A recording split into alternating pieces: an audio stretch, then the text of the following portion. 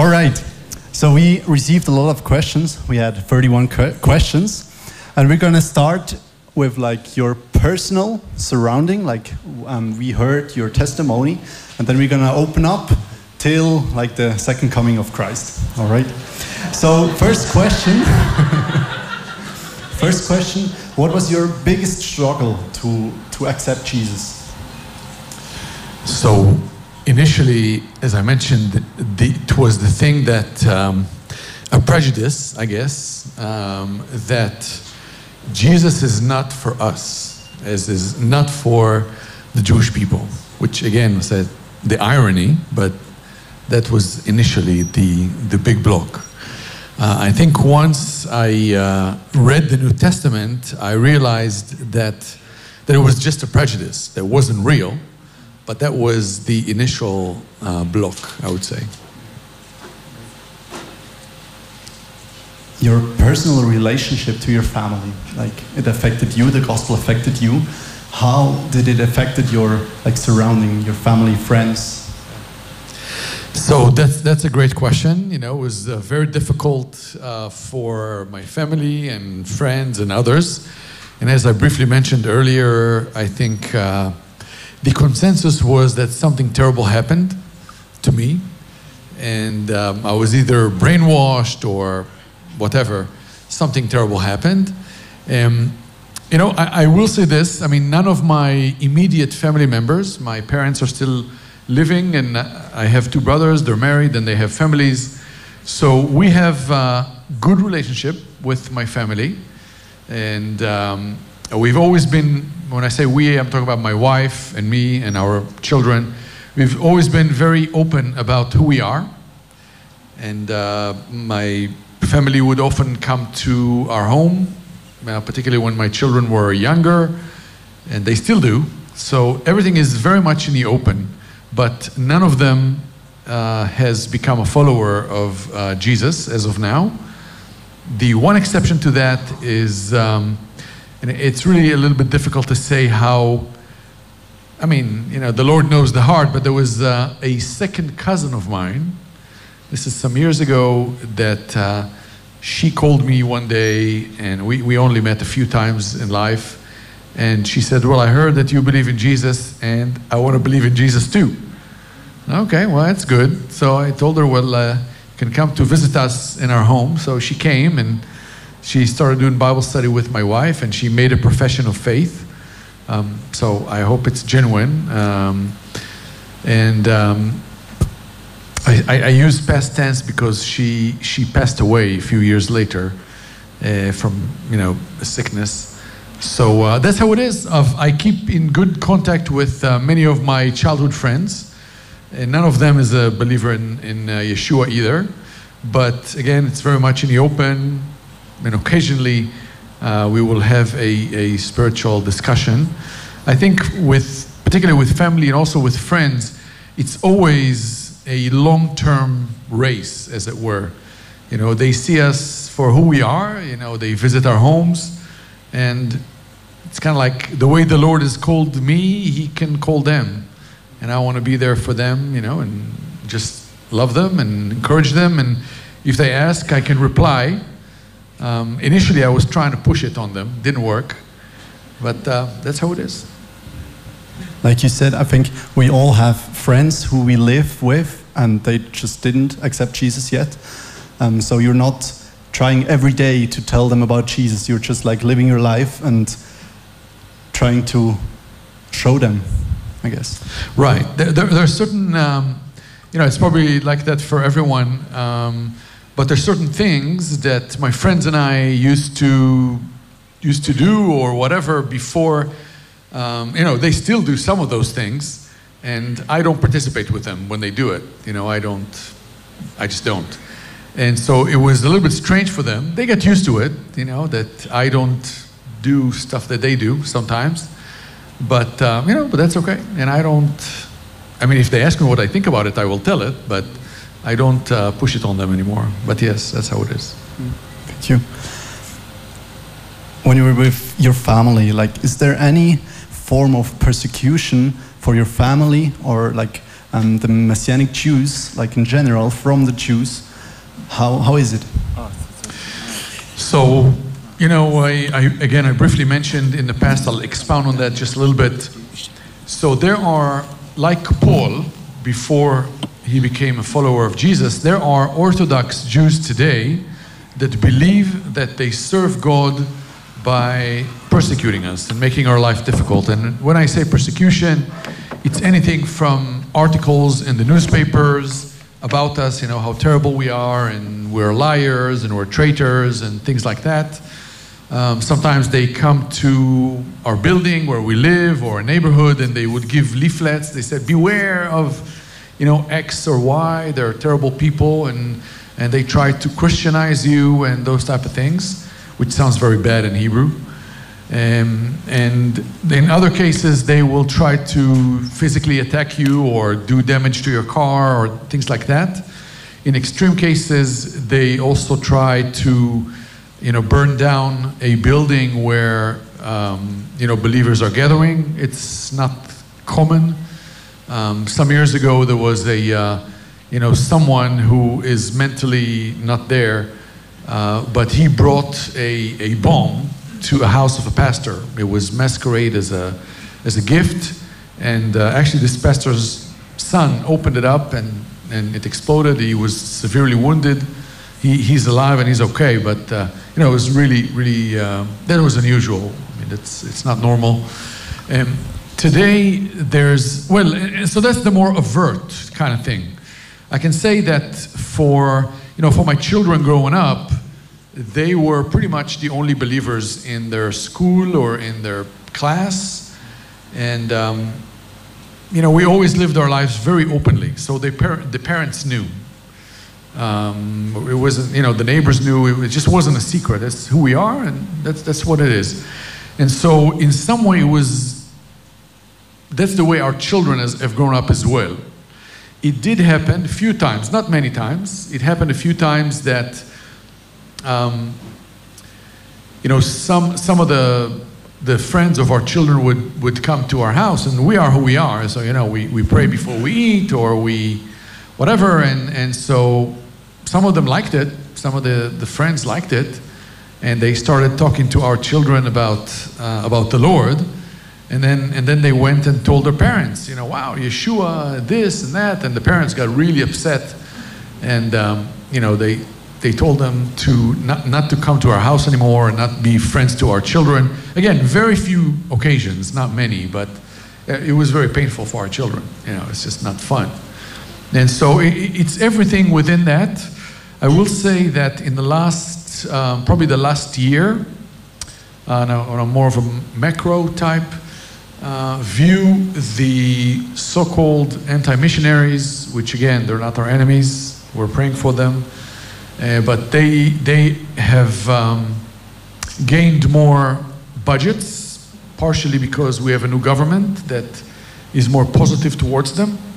Our new Minister of Police was a volunteer in those organizations in the past, so they feel that they have more, you know, more power. So they try to do many different things. Anything from we have been sued. They've taken us to court last year. They sued us, and they tried to ask the court to close our YouTube channel. And of course, they lost the case in the court, but they tried, and now they appeal. So they try again. There's another court case against us. They started producing a series of videos against us. So, you know, we talk about why certain passages in the Bible talk about the Messiah, and they try to publish videos to say, well, this passage is actually not talking about the Messiah at all. You know, it's talking about something else. So it's that's kind of cyber war, if you will. And so it's going on pretty strong. So all those things are happening, they're taking place. And still, I would say, it's important for me to say, Israel is a democracy with freedom of speech and freedom of religion. So all of our activity is completely legal. Evangelism is legal in Israel. It doesn't mean that people like it, but evangelism for adults is completely legal. at this time. So yeah, that's some of our reality. Oh, doesn't sound easy. Do you react to of those attacks, like these videos? Do you have like answer videos to react of them? Yeah, so we try not to be reactive, but proactive. So in other words, what we are leading the discussion. We are posting our videos first, and usually they react to us. There were some instances that we have published something, but usually we are the proactive one, not the reactive one. So that's something that's, again, we try to be very cognizant of that, and we want to set the tone, not respond to other arguments. Thank you. You've just mentioned that you pray with your family before you eat. That's like a big topic. All these Jewish festivals, holidays. How do you go on with them? As well, the circumcision. That's a big topic. How do you, or like the Messianic Jews, how do they handle it? So I'll start with the festivals, and they're called, in the Bible, they're called appointed days.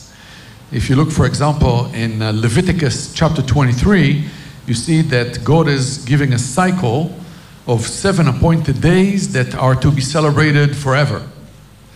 And it begins with the Passover, and then the feast of, the waving of the sheaf, and then the feast of unleavened bread, and then Pentecost, and then trumpet, the Feast of Trumpet, the Day of Atonement, and finally the Feast of Tabernacles.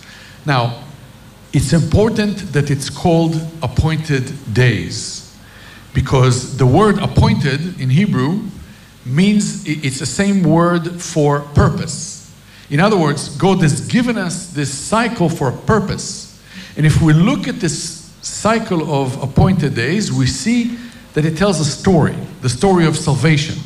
So we have the Passover, that was, the release of the Israelites from Egypt, but it also was ultimately fulfilled on the crucifixion of the Messiah on Passover Eve. He is our Passover lamb.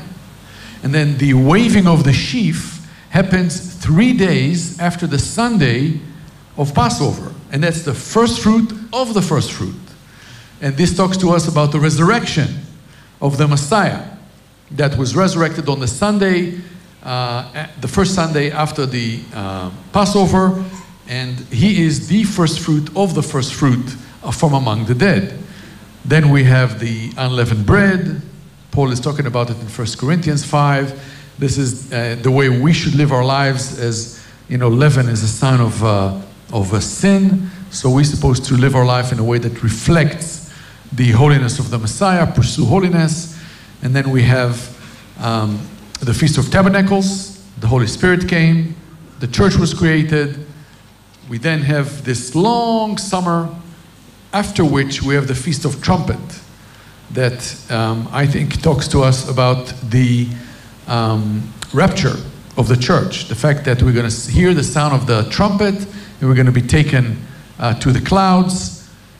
Then there's the Day of Atonement that talks about, ultimately will be fulfilled as the national repentance of Israel to faith in the Messiah.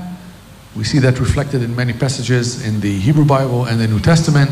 And finally, the ultimate one is the Feast of Tabernacles, which is the celebration, if you will. It's a week-long celebration. I think it talks about, in my opinion, it talks about the millennial kingdom. So the reason I told you all those things is because it's normally not taught in churches.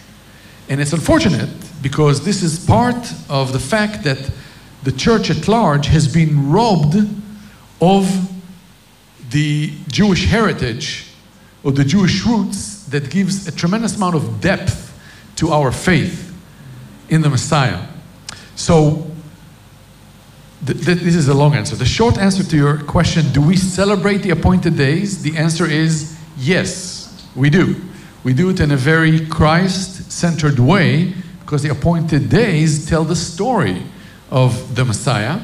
And I don't think it's mandatory in the New Testament. Like I said, I think it gives a lot of depth and joy. And for us, you know, this is our heritage. It's normal and natural to do that.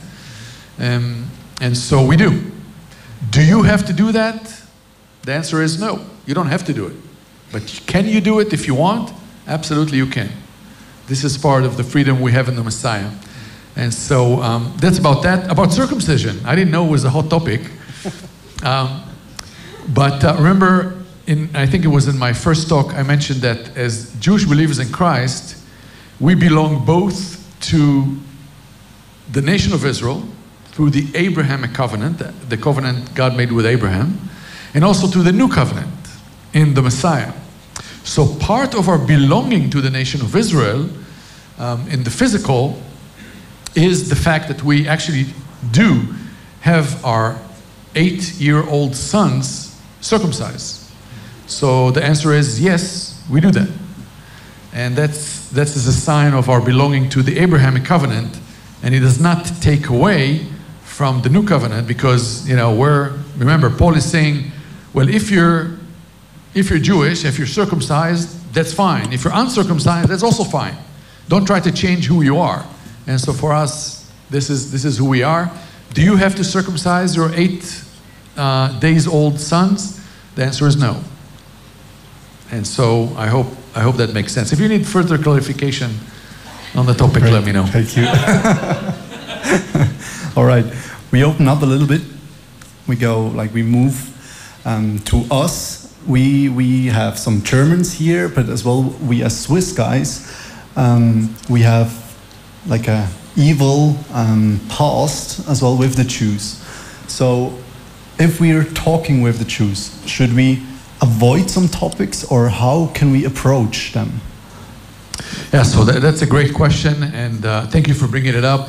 So, you know, it's very clear God is saying in Ezekiel and other places, certainly true for the New Testament, the sins of the former generations are not upon us.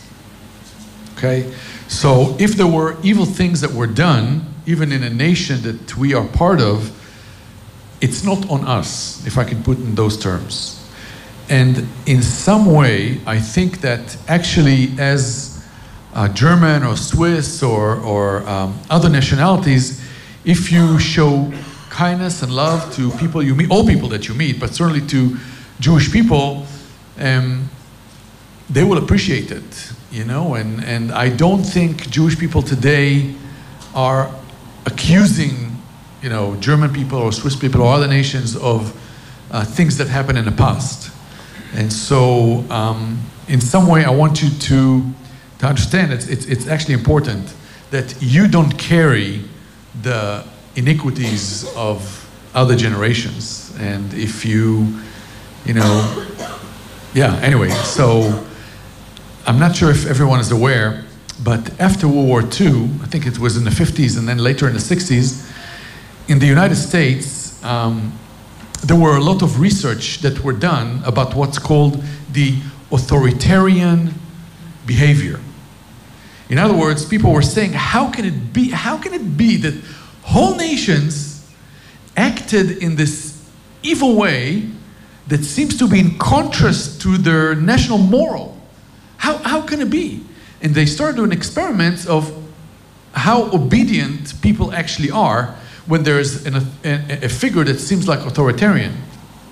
And you know, those research demonstrated, this was done in America, that people, if people see someone in position of authority, they can do terrible things. Most people will obey an authoritarian, you know, figure, which, by the way, is always dangerous for us in churches. Because, you know, you have a spiritual leader or leaders, and there's a potential for abuse, because authoritarianism is abusive, okay? So, I guess I'm telling you this also to say, I think, yes, for some Jewish people, there's definitely, I mean, it's very, not some, for all Jewish people, the Holocaust is etched as a very painful collective memory. but it's not towards individual, German people or any other nationality.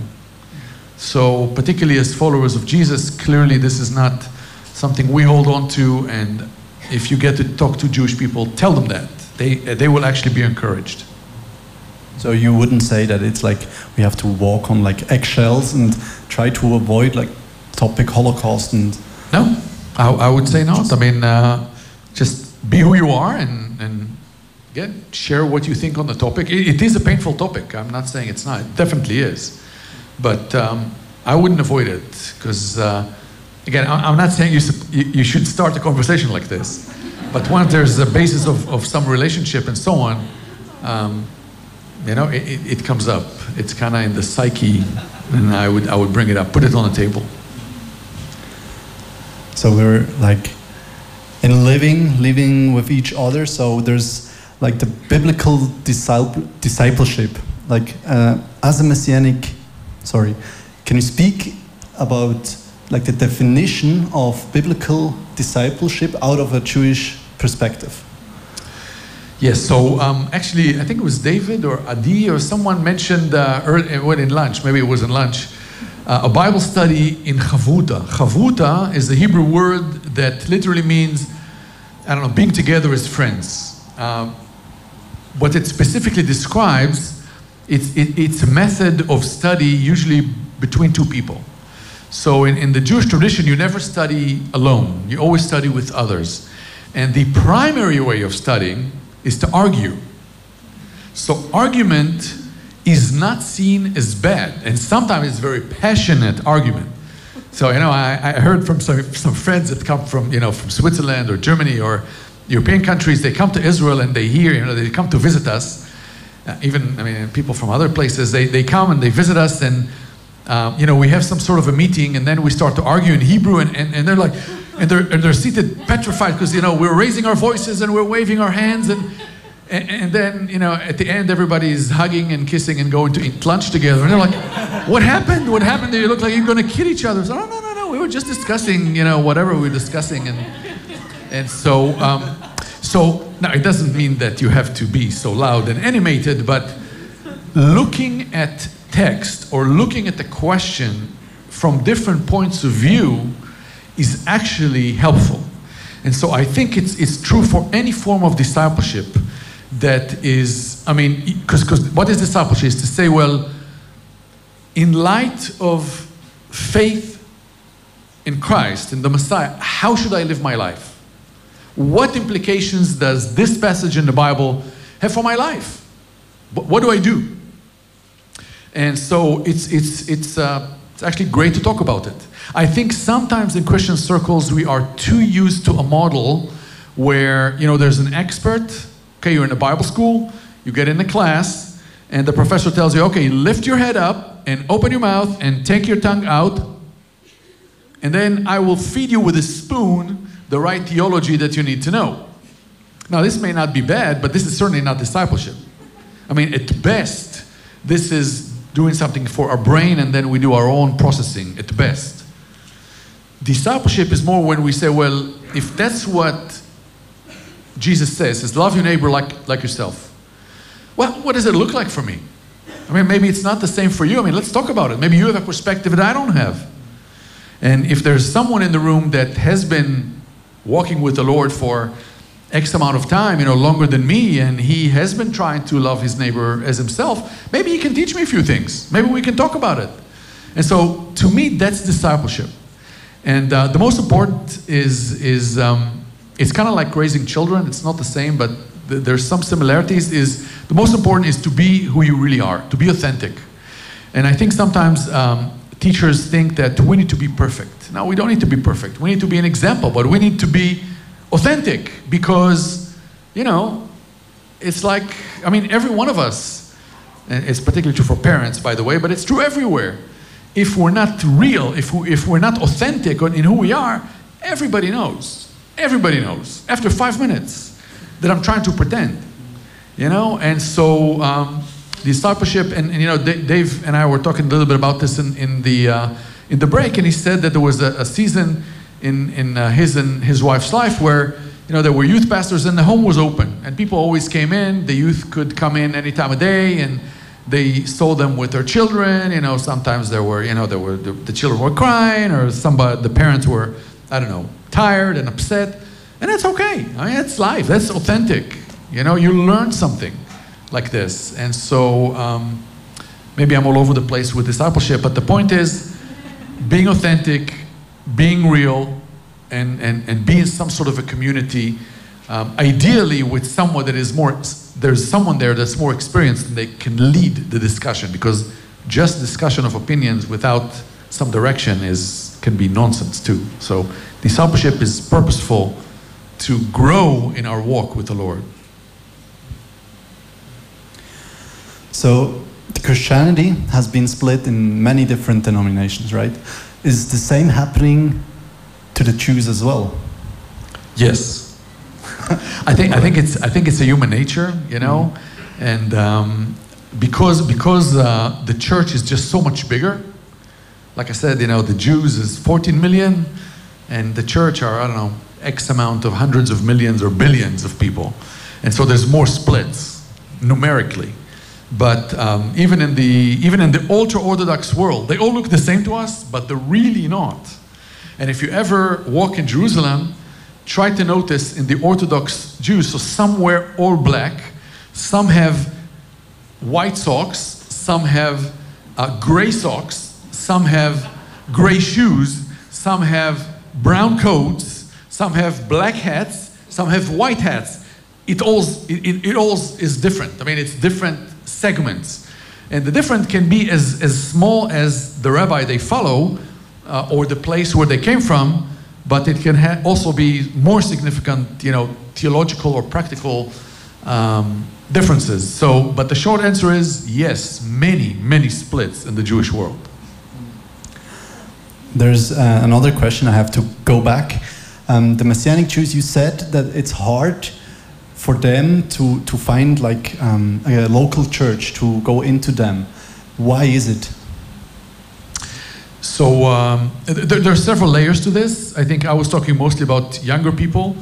I think generally it's, and I remember, the first time I went to, to a congregation, so there were probably, I don't know, 150 people there. And, I didn't know anybody. I didn't know anyone. And I came with this one person and he set me on the first row. So it was and they were singing songs I didn't know. And, it's just kind of strange. And then the one thing I remember I did like is when there was a biblical teaching, I really connected. I really understood. I was hungry and thirsty for this.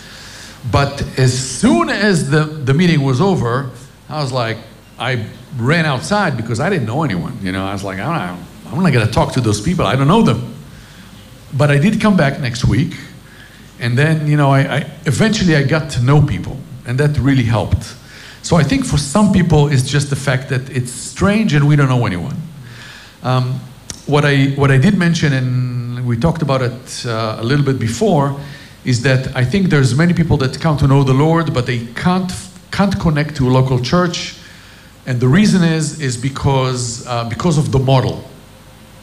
The model of the church, and I mentioned it before, that there's a pastor, and I'm a pastor, so I'm not talking against pastors, but we're usually older and we have great hair and we just talk. You give me a microphone, you give me a microphone, I talk. And I think particularly people of younger generation, in this younger generation, they want to be part of a community. It can be smaller, but it needs to be more discipleship oriented and maybe more of a home church than an organized church. And that's okay. I mean, once you reach a certain size, you have to be more organized, but like I said earlier, there's different models of church, and I encourage you again to ask the Lord if should we be part of a different model church, a home church or whatever. Actually, Dave told me in the break that there's one of the leaders of ISTL that has a house church model in different cities in Switzerland. That's great, that's really amazing. No, seriously, it's really amazing. I don't know if this person is here, but That's fantastic. And they need help. I mean, I never met them, but I can tell you they need help. And if the Lord's calling you to be part of something like this or start something similar, I think that's fantastic. I think these are some of the things that also young people in Israel, believers in Israel, are beginning to do. Similar things like that. All right, we open up a little bit more. So there's no temple right now. How do the Jews handle that? Like, how do they handle sacrifices, everything like that? Okay, this is the $1 million question. No, really it is. Because if there's no temple, and especially if there's no altar, the key is not the temple. I mean, the temple is a nice environment around, but the heart of the temple is the altar, where you make sacrifices. So for 2,000 years, since the year 70 AD, there is no altar, and there are no sacrifices. So the big question that the Jewish world was facing 2,000 years ago, after the year 70, was, well, how do we get forgiveness from sins now that there is no altar? And that was different than the first diaspora, because in the first diaspora, the first exile, God told Jeremiah it's going to be 70 years, and then you're coming back. So there was hope that it's going to be renewed. On the second exile, there was no time limit. And so the Pharisees, I told you, they were the only ones that survived after the destruction of the temple. And it's a longer story than this, but the bottom line is they decided that sacrifices are no longer needed, and that prayer replaces sacrifice. So until today, an Orthodox Jew will pray 2 times a day, and in this prayer, it's a corporate prayer, so you have to have at least 10 men. And in this prayer, there's a part that says, may this prayer be before you as if we sacrificed sin offering, guilt offering, peace offering, and so on and so on. So prayer substitutes sacrifice. And so that's how it's been. Now, it's not biblical, because God never says it in the Bible, never. And this is some of the things that we as Jewish followers of Jesus, this is one of the things we talk about, obviously. But in the last probably 40 years, there are groups of Orthodox Jews that began to prepare for the third temple. So there is, I mean, you can visit them. When you visit Israel, it's like a museum, I guess, in Israel now. It's called the Temple Institute. And in the Temple Institute, they do various things. I mean, they have prepared all the utensils of the temple. And they've prepared even an altar. And they've prepared the golden lamp. And they've prepared the table, for the showbread. And they prepared all the utensils. They did all the clothes of the priests and all the suit of the high priest. It's all there, it's all ready. The golden lamp stand, it's this high or something, and it's very heavy, gold. It costs several $1 million.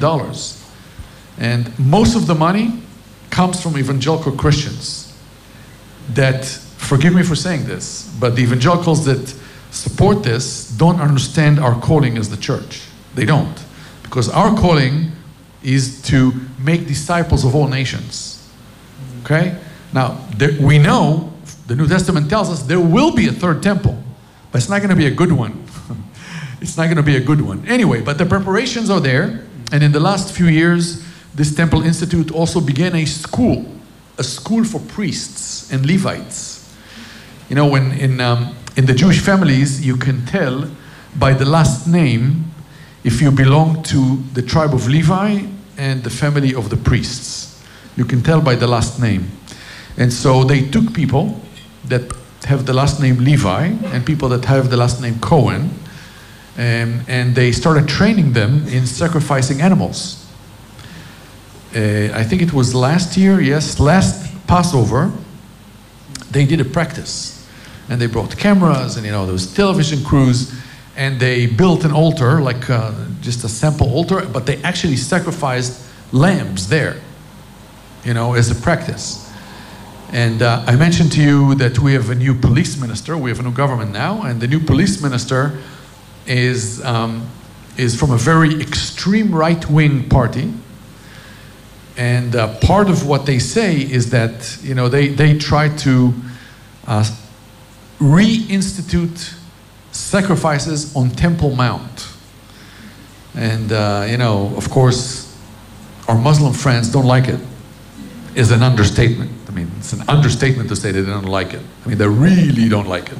And so, anyway, that's where it is. We know there will be a third temple, but, you know, that's going to be the third one is the one that the Antichrist will enter, and so on. So, as believers, our focus should be the Great Commission, not the third temple. We're in the right topic, the future. So there are so many prophecies, and we've heard a lot of like, this is from this prophecy, this one is fulfilled, this one is to come. Where should we like get our orientation from? Like, yeah, so I mean, Daniel is being very kind. I think the question is, what are the signs of Christ's return? Yep. And when is he coming back? So, you know, I really can't tell you. I mean, I know the answer, but I can't tell you. No. No, I don't know the answer. But in Matthew 24, Jesus is talking about the birth pangs before his return. So he's likened his return to a woman giving birth, and she has contractions. So the contractions are preparing the body for the birth. And, you know, I remember my wife is saying, and I believe her, I mean, I saw her, it's painful, it looks painful. So the birth pangs are not fun. I mean, they're not good things. They're painful things. And so Jesus is enumerating eight different things. Among them, there's, you know, hunger and earthquakes. By the way, I don't know if everybody heard, there was a really bad earthquake this morning in Turkey. And there's several hundred people in Turkey and Syria that died. There's many buildings that fell. The earthquake was felt all over the Mediterranean area, in Israel as well. So, you know, earthquakes is one of the birth pangs. So just increasing in frequency. And then there's, you know, wars and famine. And there's an interesting one that does not appear in many Bibles. It's the Greek word loimos, which is plagues. Or in other words, you know, like, I forget what you call it in English. Like the corona is a plague. Is that how you say it? Pandemic. Pandemic, thank you. Pandemic. So the word loimos in Greek is actually pandemics. So we got a taste for one in the last couple of years. And so these are all part of it. And Jesus said, this is just the beginning. And then in the same chapter, Jesus is telling his disciples, also he's telling them the parable of the fig tree. He says, when you see the fig tree, you know, so in the winter, the branches are getting really hard. But when the spring comes, the branches are getting a little softer and you see leaves. And then you know that it's going to blossom. And by the way, if you ever eaten a fig, the figs that we eat, it's not the fruit of the fig tree. It's actually the blossoming. It's actually the flower. These are the figs that we eat. It's the flower of the fig tree. And so the fig tree that Jesus is talking about is the nation of Israel. And I mentioned in the first session the fact that we are living in an age that we get to see the fig tree softening its branches and just beginning to put out leaves. I shared some statistics about the growth of the Messianic community, the community of Jewish believers in Jesus. It's a symbol that the time is coming closer. Now, how close? I don't know. But I tell you what, why, what I'm taking from it. I hope you're going to take it as well. When I see that, and when I see that time is coming near, how near, I don't know, but it's coming nearer, then for me, it's giving a sense of urgency. You know? And I mentioned earlier that in Israel and maybe in Switzerland, we see the window of opportunity is still open. There's still a lot of freedom, but it's getting more and more narrow. And again, a sense of urgency. What can we do today that may not be possible tomorrow? Where can we go today that maybe we can't go tomorrow? What can we do today that may not be possible tomorrow? So a sense of urgency, you know, watch for the trumpet, because, you know, it will come, and when we hear it, then our problems are over. Come on. All right, time's over. One last what do you want to say? Us, like, we're a lot of students, as well other guests. But is there something you just want to like say to us for our future, for in this time where we're in it? One last thing. Yeah. So again, just repeat it again. There seems still to be an open window of opportunity in Switzerland, and you have, even though I understand that, you know, in some ways the church is getting smaller in Switzerland, I still think God has given the Swiss people, the German people, God has given you a lot. Okay, you have a great heritage, a great Christian heritage, and so keep serving your people and also people across the sea or across the border, and you know, use urgently this window of opportunity. Thank you very much, Erez. Thank you. Let's give him a hand.